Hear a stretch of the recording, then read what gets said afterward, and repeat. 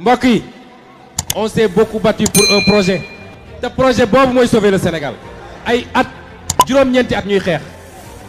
joxuñu nit xaalis.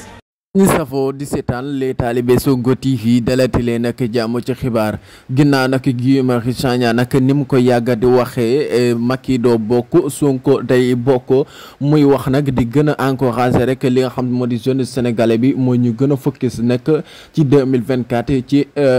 candidat wu ki nga xam moo di Ousmane Sonko ndax Guy Marius Sagna sax moo ngi wax daan ne Macky Sall dafa nekk di liquité candidat wu ki nga xam si ne moom moo di Ousmane Sonko ba tax na loolu daal dund ko nangu benn yoon te Sonko nag day bokk par la force mu mel ne nag Guy Marius Sagna moo ngi gën a soññi nag li nga xam moo di patriote rek pour ñu gën a concentré wu ci candidat wu Ousmane Sonko ba tax na nag élection yi li ci desati bareetul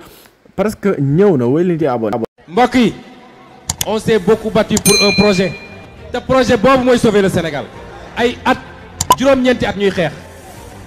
joxuñu nit xaalis